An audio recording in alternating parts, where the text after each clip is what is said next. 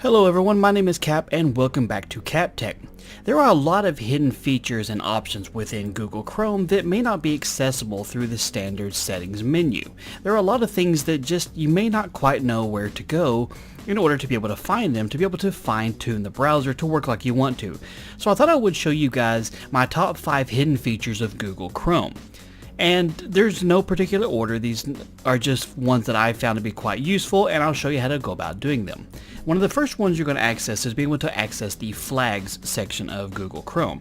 Now from any of the browser windows you have open up, just type in Chrome://flags and then hit enter. And this is going to bring you into a place where you can go through and start making some in-depth changes. Now I'll warn you in advance, make sure you know what you're doing before you start clicking things. So don't just start randomly enabling or disabling things, because it can change the way the system actually works and you wouldn't want to accidentally break your browser. Now there's two things within here that I think are incredibly useful to be able to access that I think it would be beneficial to have on. The first flag worth mentioning here is the tab audio muting UI control.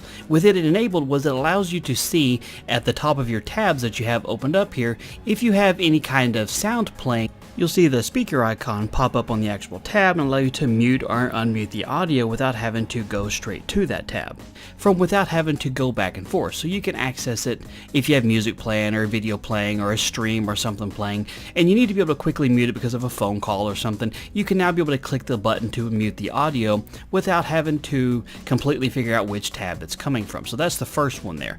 The second flag that's worth mentioning is smooth scrolling.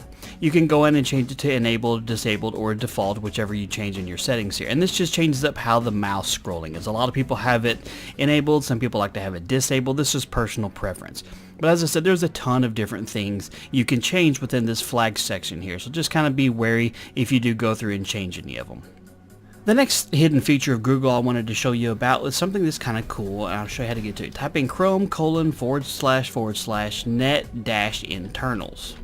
And this is going to take you into a really in-depth section of Google Chrome. Now a lot of this may be a little bit more in-depth than some people are needing to gather, but you can get stuff like your DNS information, so you can see all the DNS attempts that your system is trying to make inwards and outwards. You can go in and see the different connections you're having through the sockets. You can see what your bandwidth rating is based on how much data is being sent back and forth. So there's a ton of stuff that you can see in here, how much cache you have. This is just a really in-depth place to be able to find some internal information about Google Chrome. Like I said, if you're not really experienced as to what you're looking at, this will be very confusing, but it's still worth mentioning. Now the next one is quite an important feature here. It gives you the ability to reopen closed tabs, and that's built in within Chrome itself. So as long as you haven't closed the browser out and restarted it, if you accidentally close a tab, you can right-click the tab button at the top and choose Reopen Closed Tab. Or you can use the keyboard shortcut to do the same thing. It's Control-Shift-T, and that will go through and reopen any tabs that you happen to have opened up already. So as long as you have Chrome open still, you can reopen any tabs that you accidentally closed. Once you completely close out of Chrome, it clears all that out of memory, and so you won't be able to restore it. So do keep that in mind in case you're trying to restore a specific tab.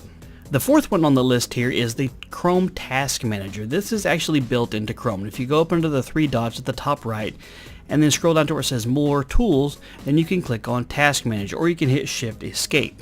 This is going to take you to the internal task manager of Google Chrome, so you can be able to see a lot of information about what is being used just within Chrome itself. So you can see the browser, how much memory, CPU usage, network traffic, what process ID it's attached to. And so if you have a lot of extensions or plugins or a whole bunch of tabs running or things just running within Google Chrome, this will give you a really good idea about what's bogging it down. In case something is just really making your system run slow and you can't figure it out, this is a good way to kind of figure out what is running within Google Chrome.